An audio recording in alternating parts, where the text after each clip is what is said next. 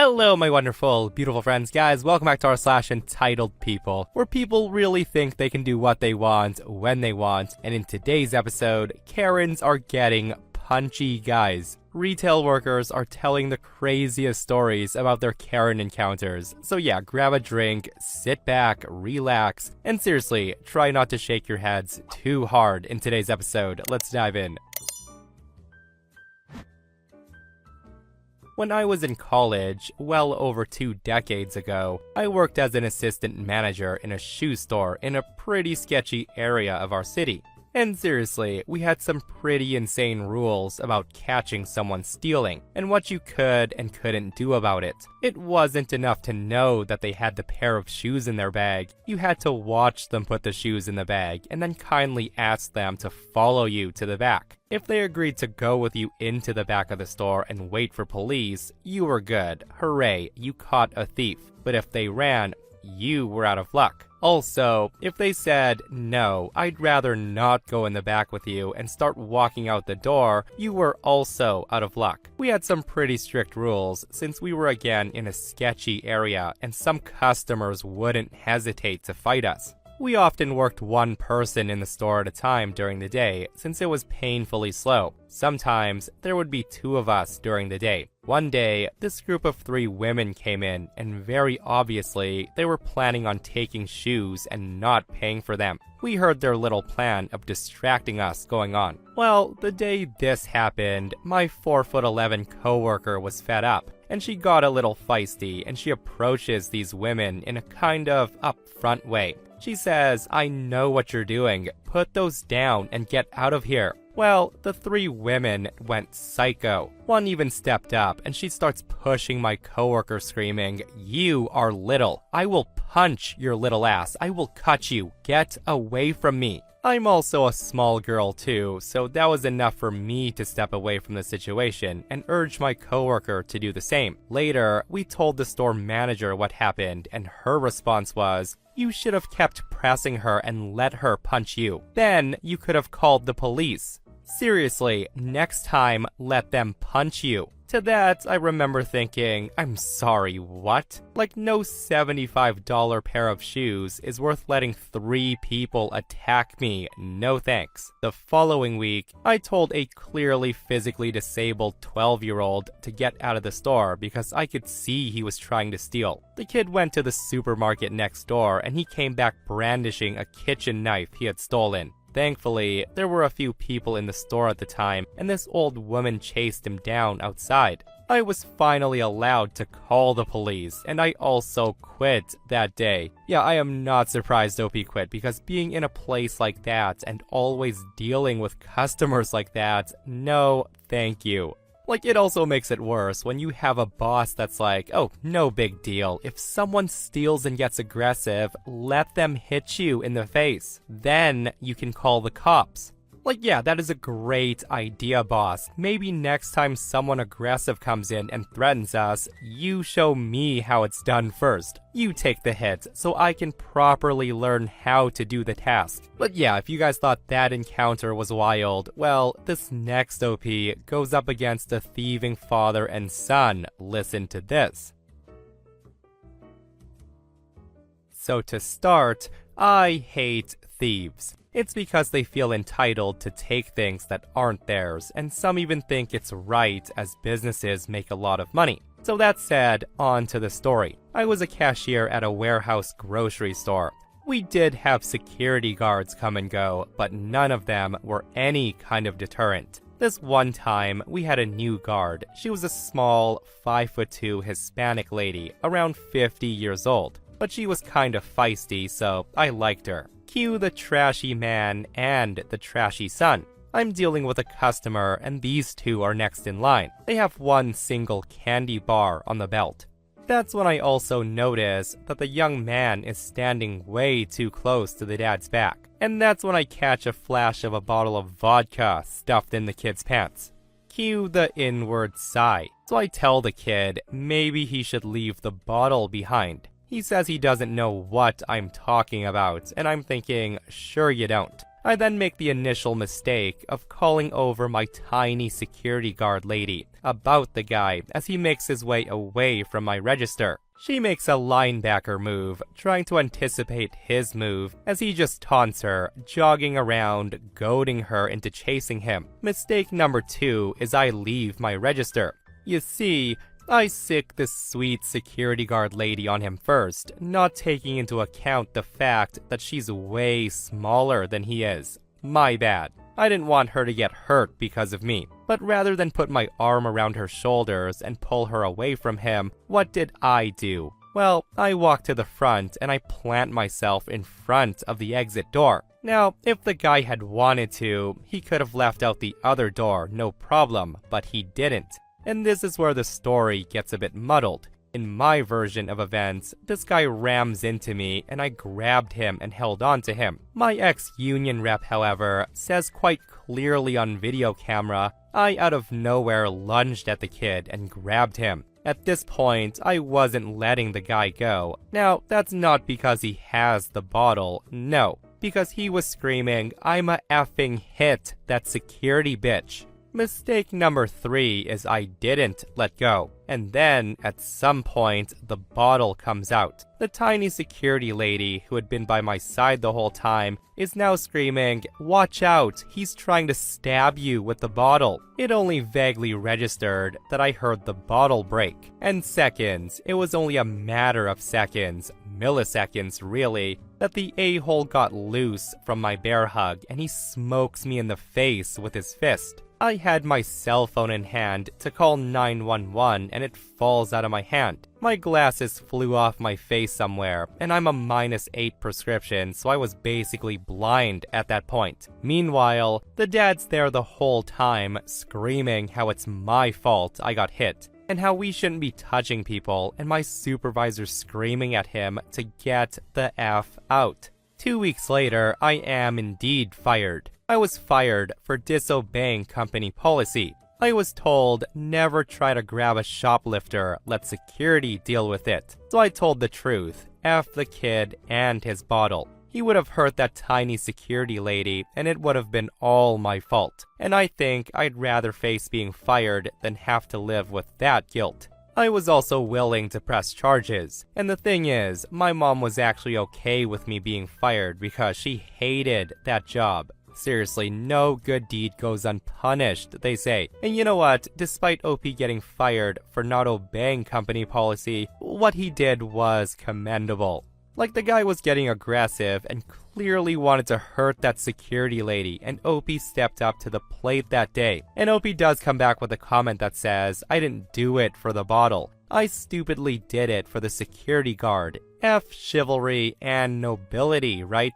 And this person says, you are hired to do your job, and she's hired to do hers. If she couldn't handle it, that's on her.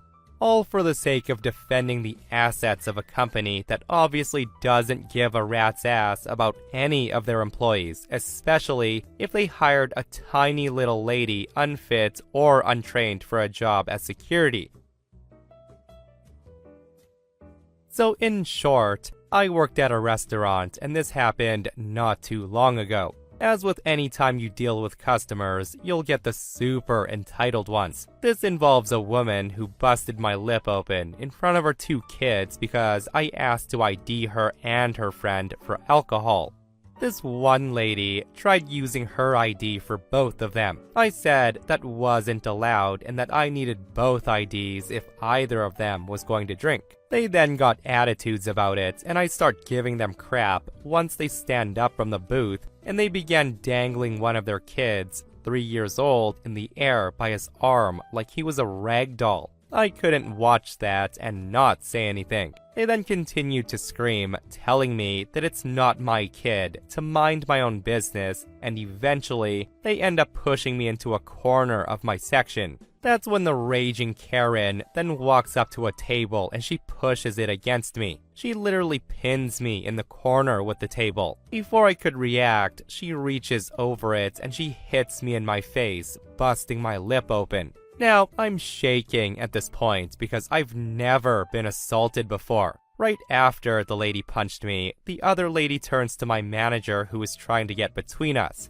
and she says in the calmest voice she was very unprofessional. She deserved it. Hearing that, I'm thinking, are you kidding me? Are you effing serious? That came out of your mouth? Well, the cops were called, and I talked to two of them. They said they were gonna look for the car, and if they can't find it, the case will be sent to a detective, and I do hope they find them. We don't have cameras in or outside of the building, but we did get videos of their faces, as well as their handicap sign number. I hope it's enough. Again, I've never had something like this happen. I'm not confrontational, but when I saw her holding her kid like that, I couldn't stop myself from yelling at her. Yeah, what a horrible situation to be in, and I seriously hope that kid is okay in Karen's care. Because you gotta think, if the mom's doing something like that in public, who knows what goes on at home? And just knowing that she did that makes my blood boil, guys. Like, it does suck that OP was punched for speaking about it. With that said, OP does come back to update, and they say, "So it's been a while since I made the original post. I end up going to court for this, and they end up finding the two women, and the ladies were charged and found guilty of harassment. They were each charged a maximum fine of $300. They weren't present at the time, which I thought meant that they couldn't be charged and would be arrested for failure to show. But the judge passed the verdict anyways and said they have 30 days to pay or there would be a warrant for their arrest. He also said if they wanted to fight it, we would be going to court again in the coming future. But because they weren't there, we didn't know if they were gonna pay the fine or not. We talked to the detectives and he said a few things. Number one, that they were claiming that I was being racist towards them, which I wasn't. I was following the law by requesting ID for alcohol. Number two, that they only hit me because they thought I was gonna hit them first. And seriously, I was literally backed into a corner, so what? And number three, the one that hit me had a long history of other charges. All in all, I was honestly a little disappointed with the outcome because it felt as if they got off easy. I mean, I was attacked at work and I quit my job because I was scared to go back. Regardless, it was over with. But as we were all leaving the courtroom, I saw them both standing at the front desk. They finally show up 40 minutes late. We walked out of the office with the detective. He said that he wanted to walk with us just in case they tried to follow us because apparently they were getting upset that they missed their court hearing and one of them was raging. I just thought, too bad, you knew what time you were supposed to be there. Me and the witnesses and the detective were just kind of baffled. We then said our goodbyes and I head home. About an hour passes and I was sitting in my living room when I got a phone call. It was from the detective. He informed me that after we left the office, they made a threat to me in front of all the people that work there. They said, and I quote, that they were going to go to my old job right now and we will F her up. But here's the thing, they didn't know I quit because of them. The detective then told me that he was pressing another charge, intimidation of a victim, which is a felony. He also mentioned terroristic threats. We're going back to court and I couldn't be more thrilled. It'll have to be a different court, but regardless, they're getting even more charges now. To top it off, they did get arrested at the office. I was upset initially because I felt like they got off easy, but not anymore. I'm getting my justice. And what a satisfying ending to that post. Like the fact that the two couldn't keep it together and they end up tacking on more charges and they dug themselves into a deeper pit of crap was amazing, guys. But yeah, what a wild ride that was, and I'm just glad we got the satisfying conclusion that I'm sure everyone was hoping for. So this happened yesterday. I was at a car wash and it's one of those that you drive through and then park to clean and vacuum. It's got a couple of vacuum hoses on each side of every parking spot. Yesterday, they were fairly slow when I arrived. There were only 4 cars in the lot of 20, including my van. I chose a spot away from everyone else so I could have both sides empty to freely clean and vacuum my van. That said, I had my bag sitting in the passenger seat of my van, which is important for this post. Also, this particular car wash supplies loaner towels for drying and cleaning. I just returned with a couple of towels when a guy pulls up immediately next to my van. Now that was annoying since there was a lot of other places to park, but whatever. So as I was drying my van's rear bumper, I hear someone pulling on my door handles. I immediately perk up, and unsurprisingly, it's the jerk that parked right next to me. So I yelled over to him and I say, "Yeah, I locked the doors. What are you doing?" The guy, being surprised by me, gets so angry that I could see him turning red. He then yells back at me and says, "F you, a-hole," and then he punches my van multiple times, which I'm sure hurt his hand more than my door. The guy then jumps back into his car and he tears out of the parking lot as fast as his beater can go. I just laughed and I flipped him off as he drove away. When I went to look at the other side, I have no idea where he hit my van. There was no mark or dent of any kind, so I just finished cleaning and went back to the store. I'm just glad I locked my doors. And this is why you should always be aware of what's going on. And thank goodness OP locked the doors, because it probably would have gotten a bit crazy, seeing as the guy was so quick to anger and sent his fists flying for no reason. But yeah, like the audacity of that idiot to get mad at OP for not being able to steal from them. Like, why are some people like this, guys? And this person comments, "Too bad you weren't with someone, because you could have pulled a reverse Uno and have your friend steal his car while he was trying to steal your bag." I worked overnight at a 24-hour truck stop restaurant attached to a motel in a small town when I was 19 years old. At the time, there was a massive heat wave going on. Anyways, it was about 3 o'clock on a Wednesday, and the restaurant was full of people that just wanted to take advantage of the air conditioning. Honestly, I didn't care. So in walks the entitled mom with her husband and 2 kids. I seat them at a table and bring them some menus and take their drink order. I give them their drinks and then go around to check on the other tables. I then go back to my line to refill some drinks. And there's a random little kid who's around 3 years old running through my line. I pick the kid up, put him down outside the line, and I tell him he can't be back here. The kid seems to get it and he runs off. I go and drop off the refill, and I turn to see the same kid's back in my line, and now he has one of the knives in his hand. It's super dull, but still a knife. So again, I grab the kid, take the knife out of his hand, and I tell him he cannot be back here. I don't want him to get hurt. I start looking for his parent, and I can't remember which table he was from. So I just put the kid down, and I watch which table he went back to. He went back to the entitled mom, and I'm thinking, crap. So not wanting to start anything, I decide to drop it. I move the knives to a top shelf, and I move the box cutter. I then drop some food off at another table and come back to see that the kid's in my line again. This is the 3rd time in like 2 to 3 minutes. Once again, I pick the kid up and take him to the table. I plop him down in the seat, and I say, "Here you go, little buddy."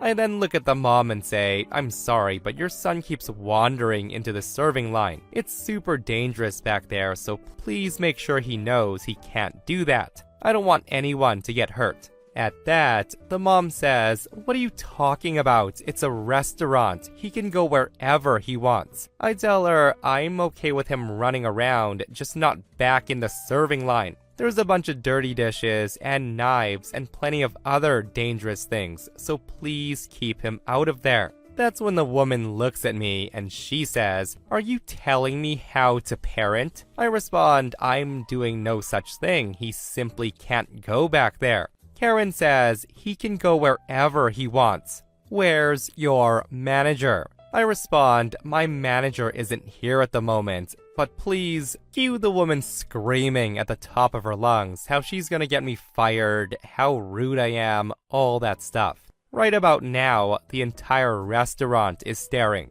And that's when I say to Karen, "Listen, you have until the count of 3 to stop yelling at me, or I'm gonna have to ask you to leave." So cue more screaming, something about how I can't treat people this way or something. So I start counting, and I say, 1. And that's when Karen says, "You can't kick us out. I respond, yes I can. I've asked you to leave. If you don't, I will call the police. She then says, well, I'm not leaving. Call the police. Call the cops. That's when I pull out my phone and I dial the personal phone number of one of the cops I knew who happened to be on duty. Karen says, you're not really calling the cops, you effing liar.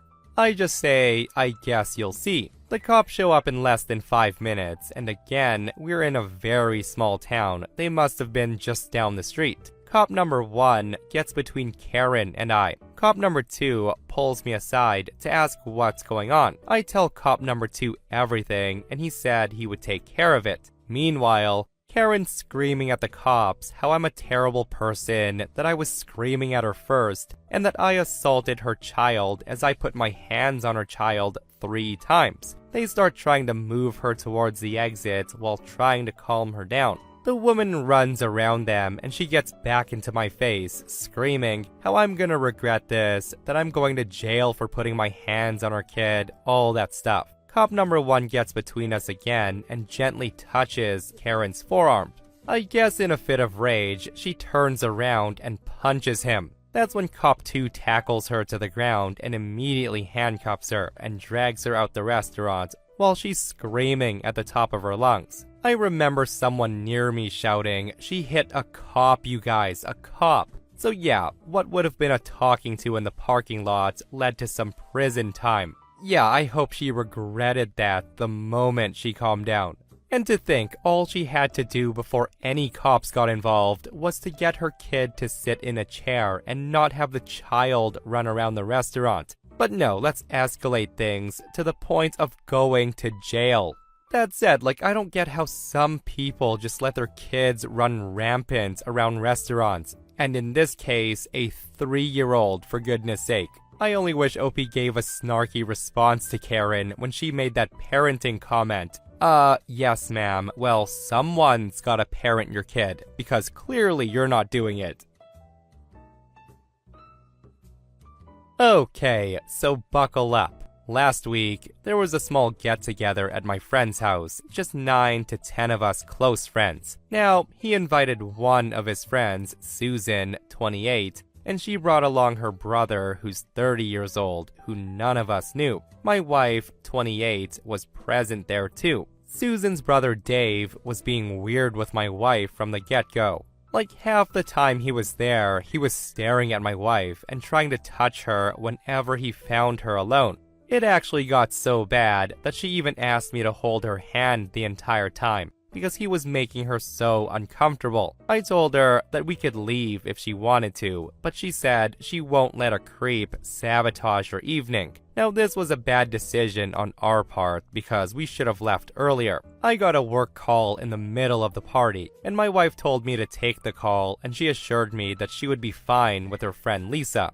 Well, when I come back after 5 minutes, I can see Dave trying to hit on my wife and Lisa, and both of them looked very uncomfortable. He had been trying to convince them to get inside the hot tub naked. That's when I confront him, and well, things escalated. He said some colorful words to my wife and Lisa, and implied that my wife was totally leading him on before I came back. He went on saying some nasty things about my wife, so I physically shoved him away from my wife and Lisa. He retaliated by shoving me back, and not proud of this, but we got into a fist fight. It was all adrenaline, fists, and punches flying. The next part happened in the blink of an eye. Out of nowhere, his sister Susan comes in between him and I, trying to shield him, and one of my swinging fists hit her in the face. I of course apologized profusely and even offered to take her to the hospital.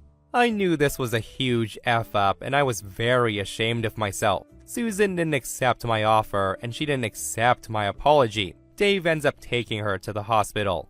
The next day, she puts up a story on Instagram saying how I hit her, with a photo of her injury and her face. The story that they're going with is that my wife and Lisa were totally hitting on Dave, and they were about to get naked. And when I found out, I hit Susan out of anger. I've been getting threatening messages on my social media accounts, and someone even found my LinkedIn profile, and they messaged my company asking why they hire women abusers. Lisa and my wife have tried to mitigate this disaster by posting the correct version of the story, but it looks like people have made up their minds that I'm an abusive a-hole. Some people have even messaged my wife telling her to divorce me, and when she said no, they asked why she's supporting somebody who hits women. I contacted Susan through my lawyer, and I said we're gonna sue for defamation and slander, and let's settle this in court, and that other people present at the party are ready to testify against her.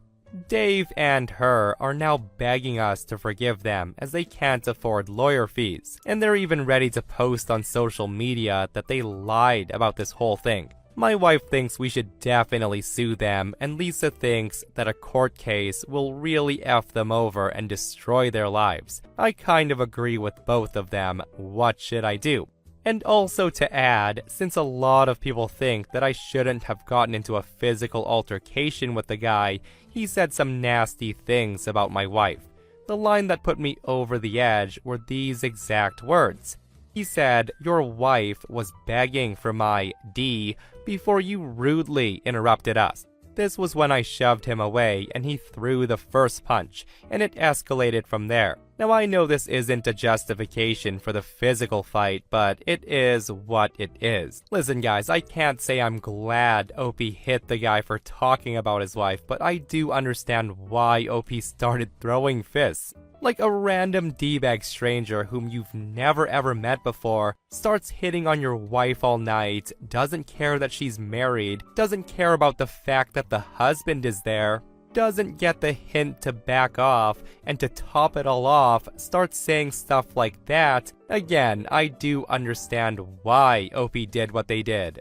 And as for the suing thing, like in my opinion, I would be going scorched earth. OP's got a clear case, and a-holes need to get put in their place and learn hard lessons. That's what I say. And this person comments, "They intentionally endangered your family by creating an internet scandal.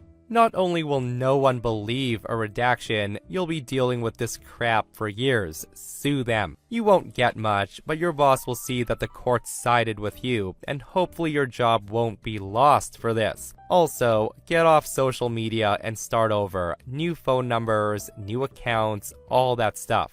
They made their choices, and now you have to protect yourself." And this person comments, "Sue them. They deserve nothing less than to be raked over the coals for lying about you and trying to ruin your life. They weren't forced to lie. They weren't forced to post lies. They did so because they thought they could ruin your lives and reputations without repercussion. They're only begging for mercy now that they're in jeopardy. They didn't care when it was they who had the upper hand. He behaved horrendously and she behaved foolishly, and they both lied and they tried to F you over. The guy's a predatory creep and she's an enabler. You have nothing to be ashamed of. You didn't hit her, you tried to hit him and she got in the way. People need to realize if they want to get involved in a fight, they might get hurt." And lastly, this comment says, if they're saying they'll post a retraction, have them do it and then sue them. Guys, let me know your thoughts on this post. Who's going scorched earth on them for trying to ruin a life, and who's taking the high road in this situation? And that, my friends, brings us to another end of our slash entitled people. Guys, I hope you enjoyed today's stories. If you did, hit that thumbs up. And if you're not subscribed, consider subscribing so you don't miss these crazy stories. And if you missed yesterday's episode on the channel, it's another entitled people episode, where psycho Karens think they own restaurants and they call 911 for the most ridiculous reasons. Guys, go check it out if you haven't, and myself and Stevie Boy will see you guys in the next one. We love you.